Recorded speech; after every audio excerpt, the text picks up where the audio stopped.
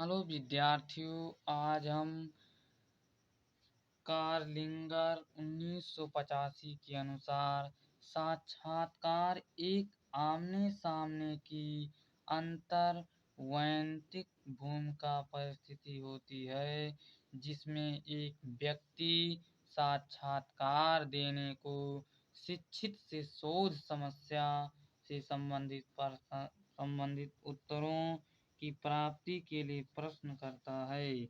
Types of interview: कार्य या उद्देश्य के आधार पर साक्षात्कार के मुख्य प्रकार। नंबर 1, नैदानिक साक्षात्कार, क्लिनिकल इंटरव्यू, शोध साक्षात्कार, रिसर्च,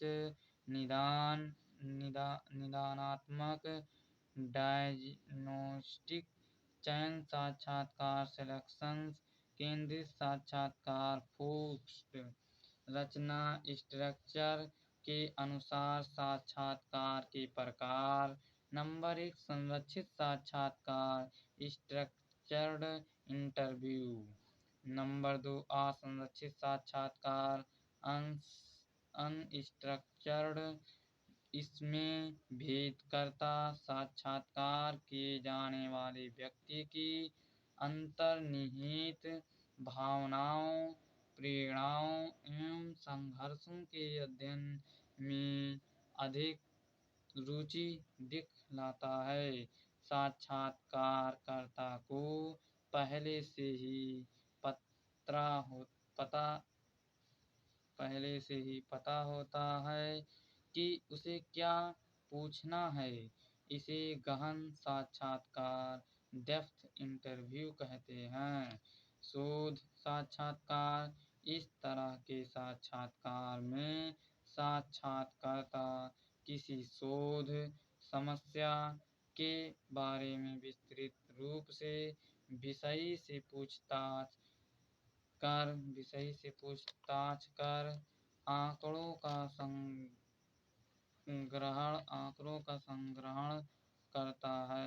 संग्रहण करता है। इस तरह के साक्षात्कार का मुख्य उद्देश्य शोध समस्याओं के प्रस्तावित समाधान के बारे में विस्तृत ब्यौरा तैयार करना होता है। यंग 1949 के अनुसार, यंग एक वैज्ञानिक रहे। उनके अनुसार इस तरह का शोध अधिकतर उन वैज्ञानिकों द्वारा किया जाता है जो किसी विशेष समस्या का उत्तर तुरंत पा लेना चाहते हैं। नंबर 3, निदानात्मक साक्षात्कार। इस तरह के साक्षात्कार में साक्षात्कारकर्ता किसी खास रोग के संबंधित कारणों का पता लगाने के लिए विषय से पूछताछ करता है। इस प्रकार का साक्षात्कार का उपयोग अधिकतर नैदानिक मनोवैज्ञानिक में होता है, जहां मनोवैज्ञानिक व रोगी आमने-सामने होता है। चयन साक्षात्कार: इस विधि में साक्षात्कार किसी पद या नौकरी के लिए चयन करने के ख्याल में विषय से कुछ पूछताछ करता है। जैसे जब कभी नौकरी के लिए इंटरव्यू देने जाते हैं तो वहाँ पर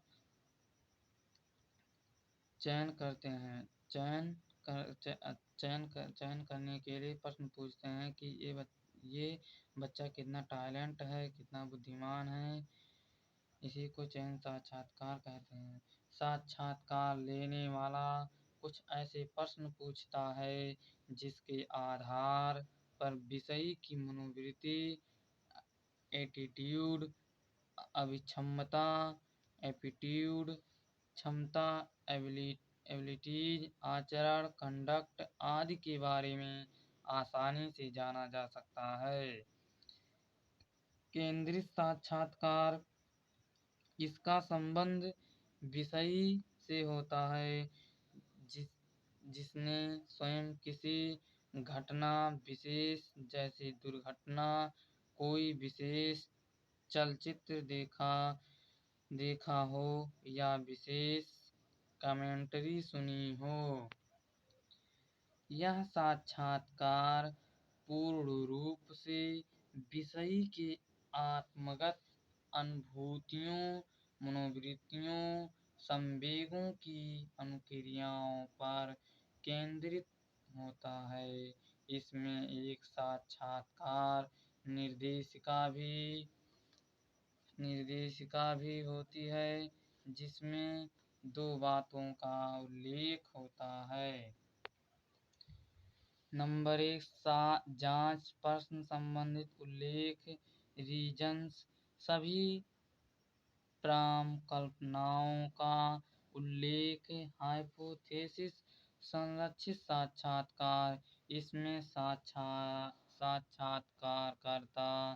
की विषय से पूर्व निर्धारित प्रश्नों को एक निश्चित क्रम में पूछता है तो विषय द्वारा दिए गए उत्तरों को एक मानकीकृत फॉर्म स्टैंडर्डाइज्ड फॉर्म से रिकॉर्ड किया जाता है। इसे औपचारिक साक्षात्कार, फॉर्मल प्रतिकूल साक्षात्कार पैटर्न भी कहते हैं। असंरक्षित साक्षात्कार इसमें साक्षात्कारकर्ता साक्षात्कार देने वाले व्यक्तियों से जो प्रश्न पूछता है पूर्व निर्धारित नहीं होते हैं। इसमें साक्षात्कार लेने की कोई समय सीमा भी नहीं होती है। ब्लैक तथा चैंपियन 1917 के अनुसार साक्षात्कार संदर्भ किसी तरह के नियंत्रण तथा चेतन प्रतिवर्ष से जहाँ तक संभव हो मुक्त या स्वतंत्र रहता है। लाभ गुण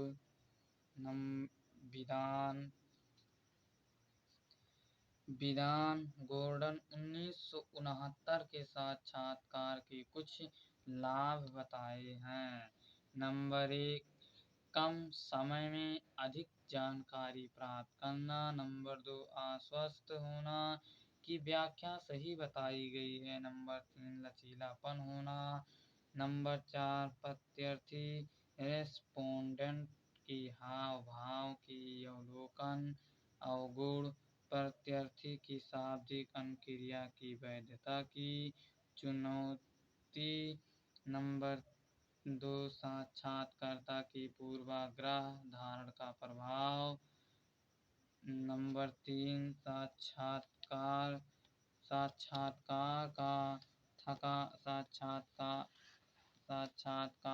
थका होना। सर्वे विधि सर्वे मेथड मनोविज्ञान में कुछ ऐसी समस्याएं हैं जिनका ठीक ढंग से कोई अध्ययनकर्ता एक छोटा प्रतिदर्श सैंपल लेकर करना चाहते तो ठीक एवं वैज्ञानिक ढंग से वह नहीं कर सकता है। प्रतिदर्श व्यक्तियों की संख्या जिन्हें अध्ययन में शामिल किया जाता है प्रतिदर्श कहा जाता है। इस तरह की समस्याओं के अध्ययन के लिए प्रतिदर्श का बड़ा होना तथा समाज के भिन्न भिन्न वर्गों से व्यक्ति को लेना अनिवार्य हो जाता है। समाज में बच्चों के पालन पोषण के अभ्यास के प्रति मनोवृत्ति का अध्ययन, शादी से पहले होने वाले लैंगिक संबंधों का अध्ययन करना, किशोरों में विशेष औषध ड्रग का प्रयोग संबंधित समस्या आदि कुछ ऐसी समस्याएं हैं जिनके अध्ययन के लिए प्रतिदर्श को बड़ा तथा सभी वर्गों से प्रतिनिधित्व का होना अनिवार्य है। गुण गुड प्रॉपर्टीज। नंबर 1, इसके द्वारा कम समय में अधिक से अधिक व्यक्तियों के आंकड़े संग्रह किए जाते हैं। नंबर 2, सामान्यीकरण का गुण अधिक जेनरलाइजेशन अर्जित। इस विधि से प्राप्त निष्कर्ष को अधिक से अधिक व्यक्तियों के लिए सही माना जा सकता है। अवगुण, इसका प्रयोग शिशुओं पर नहीं किया जा सकता। इन्फेंट्स। नंबर 2, आंकड़ों की वैधता पर शक होना। प्रयोगात्मक विधि मनोविज्ञान की सबसे प्रमुख एवं वैज्ञानिक विधि है। इसका आधार प्रयोग होता है। सामान्यतया किसी व्यवहार एवं मानसिक प्रक्रिया मेंटल प्रोसेस को किसी नियंत्रित अवस्था में क्रमबद्ध अध्ययन या परीक्षण करना ही प्रयोग कहलाता है। विद्यार्थियों, आप लोगों को यह वीडियो अच्छा लगा हो तो कृपया सब्सक्राइब और अपने दोस्तों के साथ शेयर कर देना। आप लोगों के लिए ऐसे अच्छे वीडियो लाते रहेंगे।